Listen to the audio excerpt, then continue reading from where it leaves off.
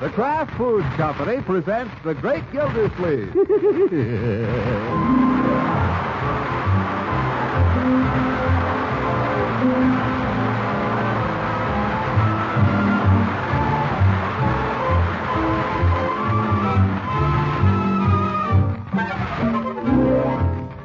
It's The Great Gildersleeve, starring Harold Perry, brought to you by the Kraft Foods Company, makers of a complete line of famous quality food products.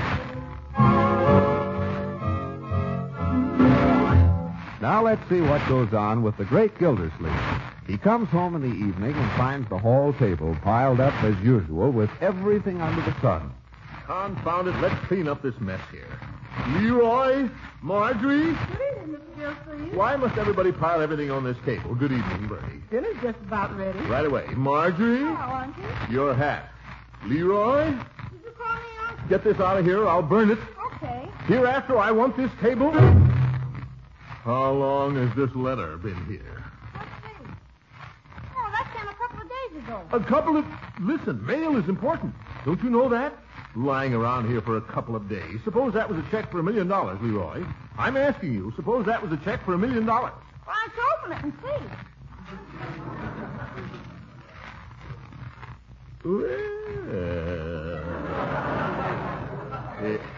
Leroy, have you washed your hands? I wasn't reading it off. Have you washed your hands? Sure. Well, go wash them. Okay. Man has no more privacy around here than... What day is this, Marjorie? Wednesday. I mean, what date? I think it's the 3rd. Oh, my goodness. Then this is for tomorrow. Oh, that's terrible. It says RSVP. I don't know what she must think of me by now. I'll just have to call her up. Miss Gildersleeve, dinner. Bertie, do you know how long this letter has been lying on this table here? 5 days. At least. Yep.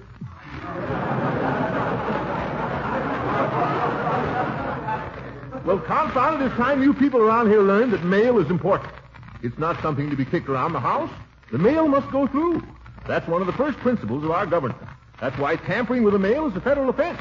That's why... I wasn't tampering with it.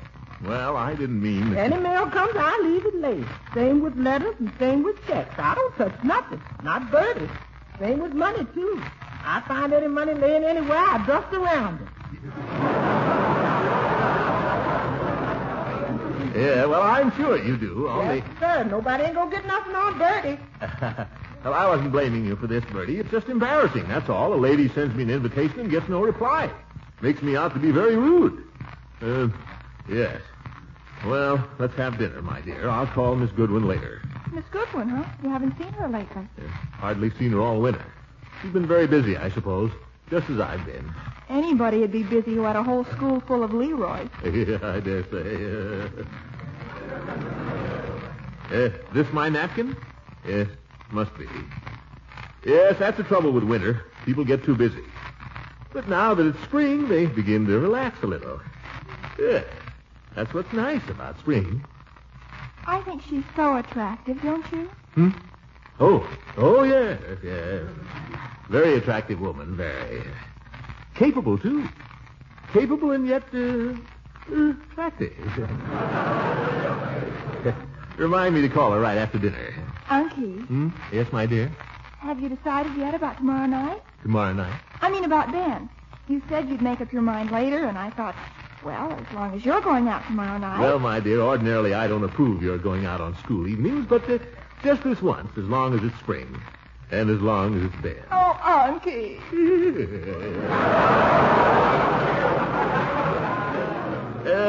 Go ahead. Have a good time, my dear. Where's dinner here? Where's Leroy? Leroy, I told you to come down to dinner. He told me to wash my hands. Well, come to dinner. Bertie? I'm coming. Yeah, you can bring it on now. What's for dinner? Never mind what's for dinner. Why don't you wipe your hands on a towel, Leroy, instead of on your pants? No towel. Suppose you had no pants.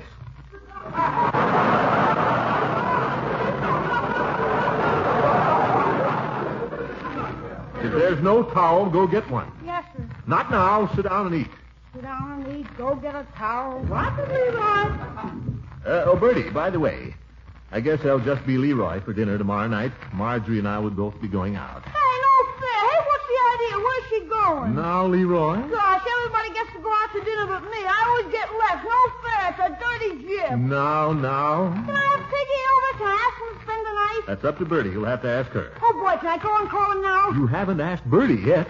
Oh, she always says yes, don't you, Bertie? Boy, that'll be super. Piggy and I can have a neat time. I'm glad you're going out. We can have the whole house to ourselves. Well, be careful what you do with it, that's all. Mr. Gilsleeve, excuse me. Are you talking about tomorrow night, Thursday? Yeah, that's right, Bertie. Oh, my goodness. That's your day off, isn't it? Hate to ask you to change your day off again, Bertie, but... It ain't that, Mr. Gilsleeve. It's about Judge Hooker's dinner. Is he coming here to dinner again? Well, I understood you and the whole family was going over to Judge Hooker's tomorrow. Not tomorrow, Bertie. Oh, no. By George, it is. It's tomorrow. Completely slipped my mind. Oh, for corn's sake, do we have to go over there? Can't we get out of it some way, Uncle Mort? Golly, I'd like to. We've got to, that's all. Yeah, gosh, Pick'll be so disappointed now if he can't come. Yeah.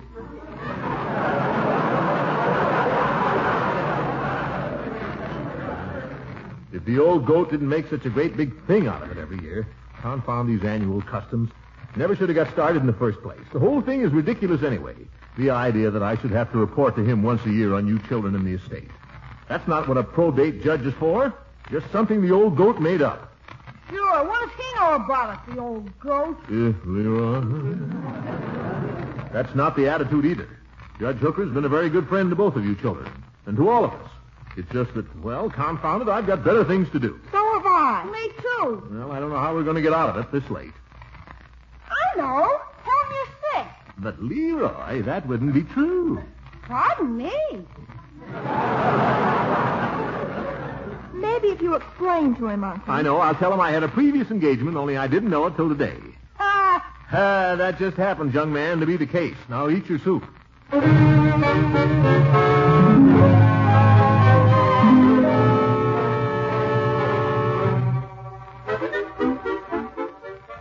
But, Gildy, I've ordered the whole dinner. I've ordered a special stewing hen for the fricassee. I've gone to all sorts of trouble. I know, Judge, and I wouldn't have had this happen for the world. But it was one of those things, that's all. You know we do this every year. Well, I know, but I didn't hear from you, and then this invitation came from me. Don't twist the facts. You heard from me before you heard from her. All right, maybe I did. I know. You don't want to come to dinner. Horace. If our little custom means no more to you than that, let's skip it. Well, too bad. But if he's going to be an old goat about it, oh, well.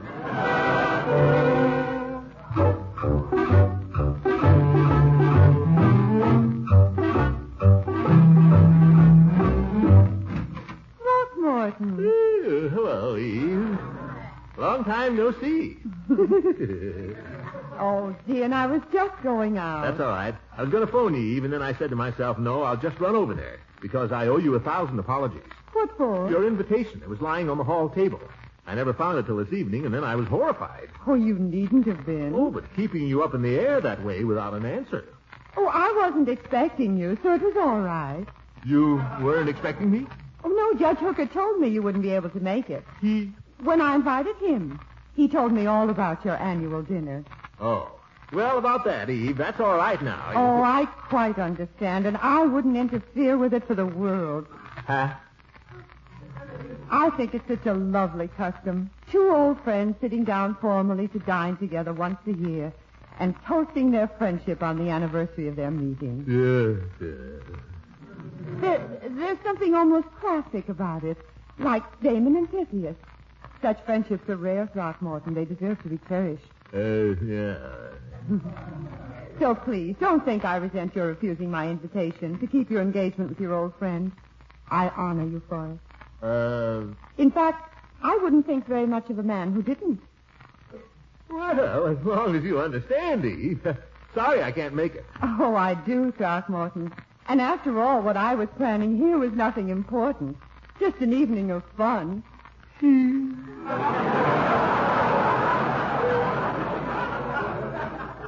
Well, goodbye, Eve. Goodbye, Throckmorton. Oh, and by the way, if the judge's dinner ends early, stop over later. It'll end early, all right.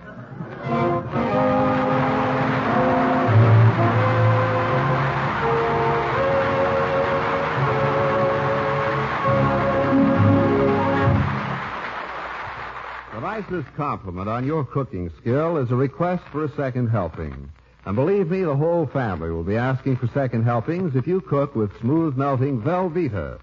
The rich yet mild cheddar cheese flavor of Velveeta does so much for so many foods. Velveeta puts new life into those Lenten main dishes: fish, seafood, eggs, and macaroni. Or Velveeta makes a glorious cheese sauce for vegetables. And it's so easy. Just melt 1/2 pound of Velveeta in the top of a double boiler. Next, stir in 1/4 cup of milk. Then pour that golden sauce over broccoli, green beans, carrots, or cauliflower. There won't be any leftovers. And speaking of leftovers, even they can be glamorized with Velveeta sauce. Don't forget that Velveeta helps supply high-quality, complete protein, milk minerals, food energy, and vitamin A. And it's as digestible as milk itself. So if you want compliments on your cooking, be sure to get a package of Velveeta tomorrow. It's swell for snacks and sandwiches, too. Genuine Velveeta is the cheese food of Kraft quality.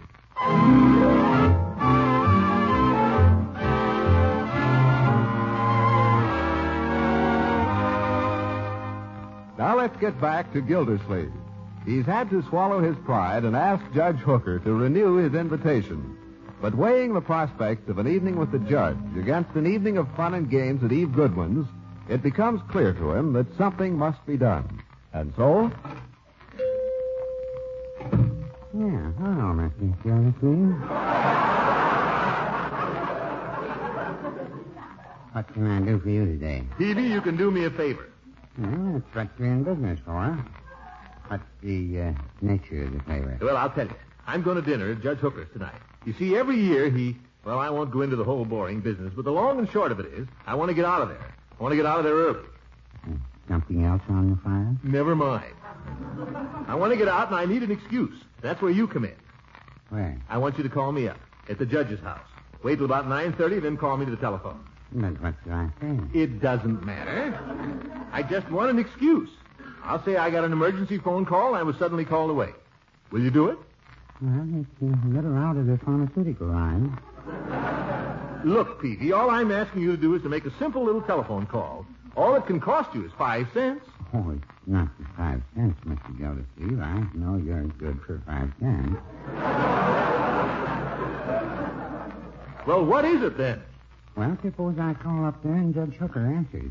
What's he going to say? You don't have to tell him who you are. Disguise your voice. How? Easy. Just make it sound like somebody else. Go ahead. Now try it. Now? Now. Go ahead. Let me hear you. Hello, Judge Hooker. This is Mr. Peavy. Is Mr. Gildersleeve... Don't say it, Peavy. That'll give you away, sure. Make up a name. Oh. Now, try it again. Hello, Judge Hooker. This is Mr. Smith. You sound just like Peavy. Well, no, I wouldn't say that.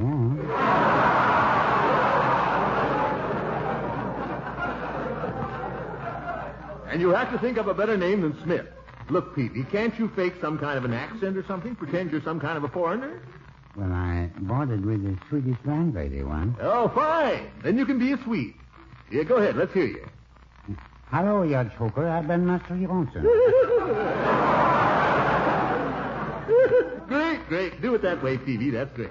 But, Mr. Gildersleeve, suppose he asks me what I want. What shall I say? Tell him you want to speak to me. Tell him anything. Tell him my house is on fire. Your house is on fire. Yeah, no, that won't do. He can look just down the street there.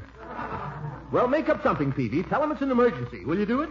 No, I'll try. Yeah, all right. You're my friend for life, Peavy. Thanks. 9:30 tonight now, and remember, you're Swedish. Let's see. Hello, Judge Hooker. I've been Master Johnson. Hello, Judge Hooker. I've been Master Johnson. Hello, Judge Hooker. Up to Peavy's Pharmacy.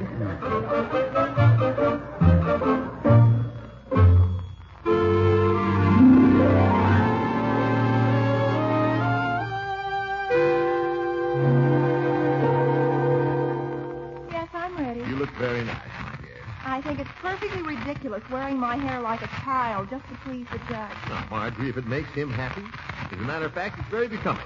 After all, it's only once a year. Why does everything always have to be the same? It's so boring. Now, we're all having to give up something this evening. Let's just grin and bear it, shall we? Grin, Leroy. Who's that supposed to be? Judge Hooker. Oh, great. Are you all ready to go? Sure. Let me look at you. Yeah, you look pretty good. Pretty good for you. You know, you're quite a nice-looking boy when you get dressed up with your hair combed. There's just one thing. You ought to shine your shoes. Shine my shoes? You can't shine these shoes. They're too beat up. Well, then put on another pair. This is the only pair I have. I buy you a pair of shoes every week, it seems to me. What becomes of all the shoes I get you? Well, some of them get too small. And some of them get like this. You'll get more. Well, go upstairs and try to find some of the lost ones. If you can't find any, try to polish these a little. Okay, gosh, all this fuss for nothing. Chicken fricassee. Doesn't Mrs. Fogel know how to cook anything else? The judge's housekeeper is a very kind-hearted woman, Leroy. She thinks you like chicken fricassee.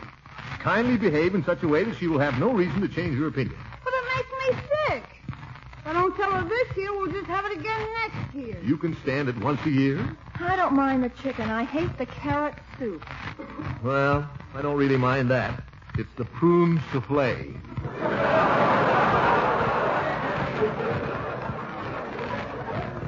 Yeah, but we mustn't let the judge know. Remember that. Uncle Mort, is there any chance of getting away early? I mean, early enough for me to... I don't believe so, my dear. That is not early enough for you to go out with Ben. But there's nothing to do there. You eat and then everybody just sits around beating their gums.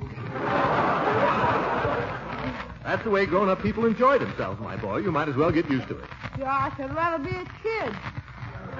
I suppose the judge will let us look through his stereoscope. Those dull pictures of Yellowstone National Park. Well, you don't have to look at them if you don't want to. Join in the conversation.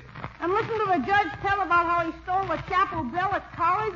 Every year he tells us. Well, this year I won't let him. By George, there's such a thing as carrying politeness too far.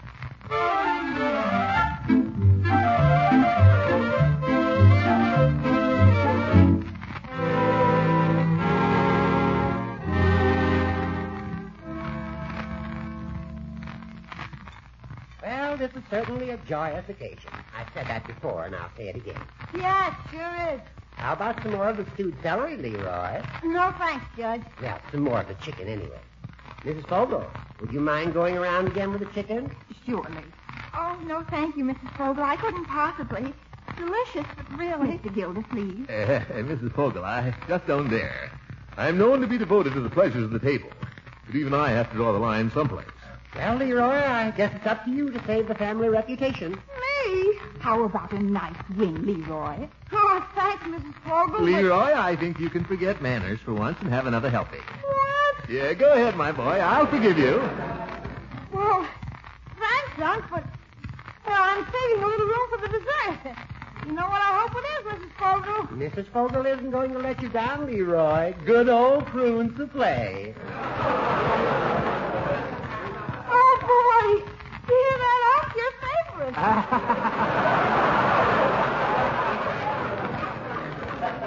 Take some more chicken, you little weasel.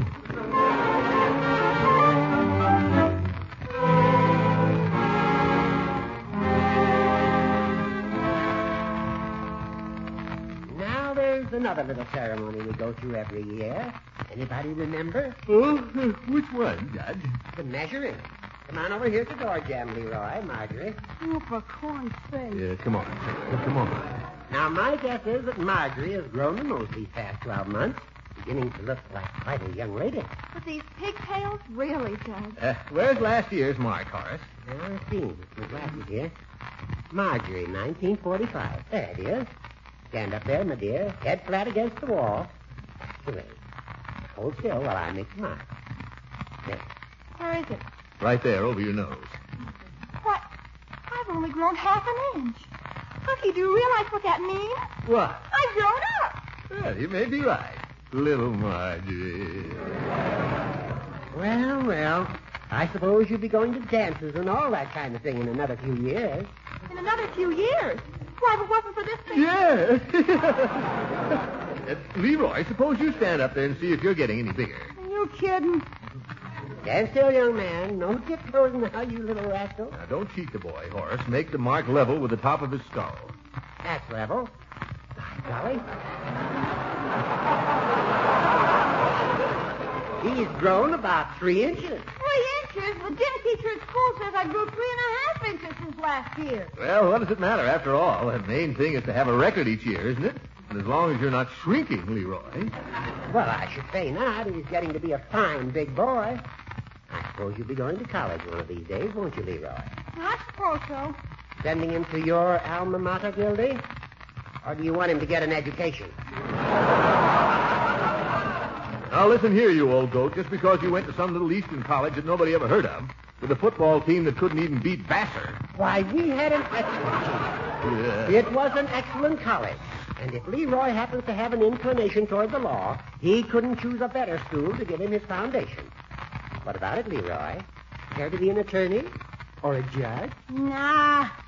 I want to be an airline pilot. Yeah, plenty of time, Judge. The boy's not even in high school yet. Well, perhaps I worry unduly. I know I shouldn't. After all, both you children come from fine stock. Your mother was a cultivated, lovely woman. My sister. Father was a splendid man. I know you'll both turn out all right. Yes.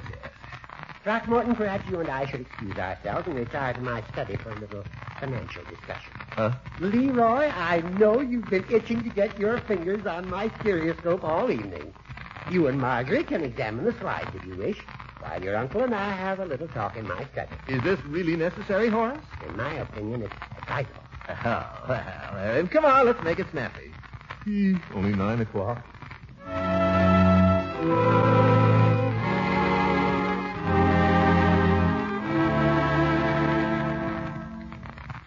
The Grand Canyon. Look, Marge, there's a little guy riding on a mule way down at the bottom. It's probably the judge. I don't want to look at those stale things anymore. I wish we could go home. I'd rather be in bed even. We'll have to go soon. It's almost 9:30. The judge has sure got a house full of junk. Why would anybody want a stuffed owl around the place? I don't know. All right, children, put away the pictures. The judge wants to have some kind of a ceremony. Another one for corn's sake. Well, he claims this is a sort of a surprise. Some sort of a presentation, I believe. I bet it's a book. Why can't we go home, huh? Quietly, Roy. Soon, if all goes well. Oh, hello, Horace. Well, children, I have a surprise for you. For each of you. I've been intending to save these until your respective 21st birthdays, but I've decided not to wait. What's that you got there, Horace? Your strong box? Yep. Open it with a key. Oh. There we are. Now, Leroy, I take great pleasure in presenting you with something that was given me by my father many years ago. It's something I prize very highly, and I hope you'll prize it also. It's a gold hunting case watch, made by Tiffany. A gold watch? Jeepers. Well. Do I get the little leather bag, too? Yes, that comes with it. Jeepers. What do we say, Leroy? Oh, yeah. Gee, thanks a lot, Judge. Marge, a gold watch. I think Leroy means to be grateful, Horace. I must say, I don't know why you should give him such a magnificent present. Well, I have a deep personal interest in these children, Throckmorton. An interest that extends far beyond my legal responsibilities, as I believe you know. Good old Horace. By George. Now, Marjorie, I'm not forgetting you. What you'll find in this little box belonged to my sister Hazel. She was an extremely beautiful woman in her younger days, and while she grew a little heavy, she remained handsome till the day of her passing. They're real pearls, Marjorie. Real pearls. Horace. Small, but real.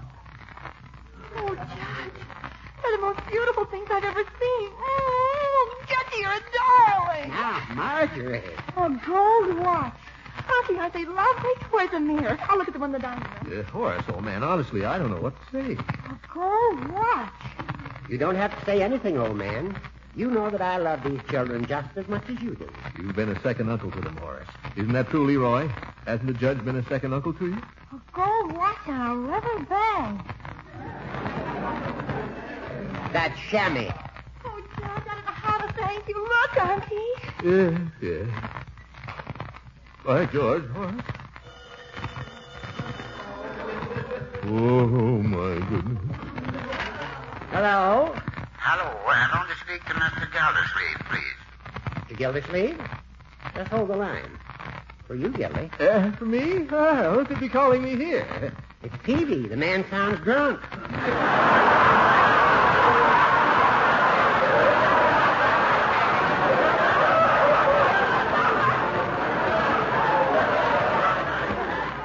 Why, it couldn't be Peavy, but I'll speak to him. Hello? Mr. Gildersleeve, the dam has burst.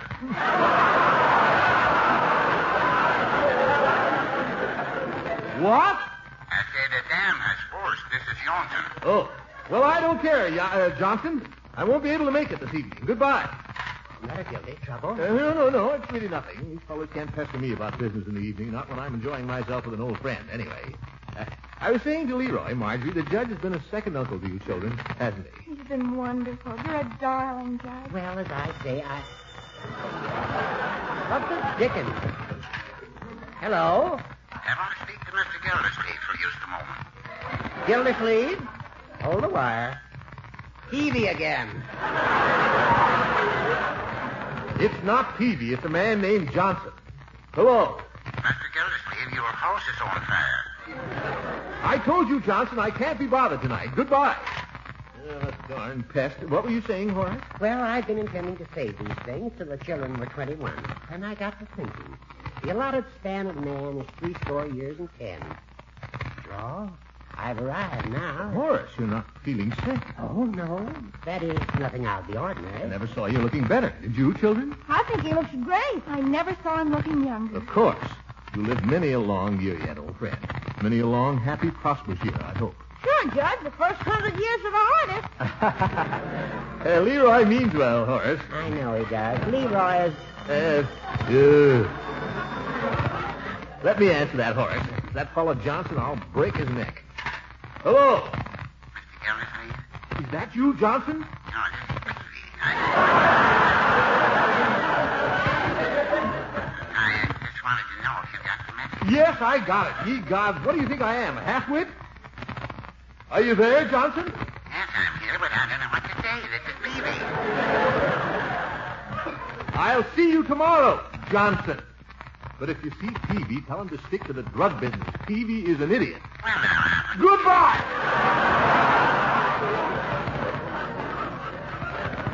Yes, Judge, I've been thinking. I might send Leroy east to college after all. There's something about those little colleges back there. They're so old and they have such wonderful traditions. It'd give me real pleasure to recommend Leroy to the Committee on Admissions. Real pleasure. All right, George, I'll do it. Make a gentleman out of it. At the same time, I believe he'd enjoy it. I certainly enjoyed my own undergraduate days. Sure. Say, kid, you ever heard the judge tell about the time he stole the chapel bell when he was in college? Tell him, Horace. Yeah, tell him. Go on, tell him. Oh, you'll love this. Well, it was like this. Yeah? There was a little gang of us. Yeah, I remember. We were sophomores at the time. One night we all...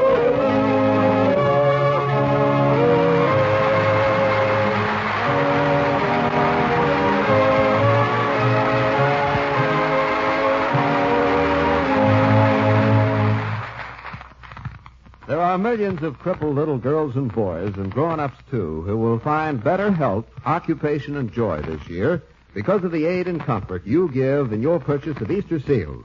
When the mailman brings your envelope of Easter seals, you will know that whatever you give will go to bring comfort to 500,000 crippled children, about 7 million crippled adults, and nearly 15,000 war veterans.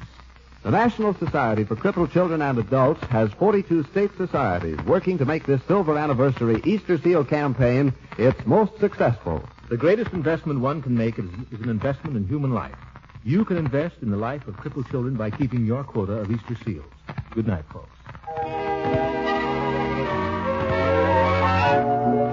Have you tried Kraft's delicious prepared mustards? They're really different. Creamy smooth for easy spreading and blending, seasoned with extra care to bring out that true mustard flavor. For the folks in your family who like a mustard that's mild and delicately spiced, the variety to buy is tangy Golden Kraft salad mustard. And to please sharper taste, there's another popular variety, the Kraft mustard with snappy horseradish added. Why not buy both kinds? Get them flavor fresh from your dealer tomorrow. Ask for Kraft horseradish mustard and tangy Golden Kraft salad mustard. This is NBC, the national broadcasting company.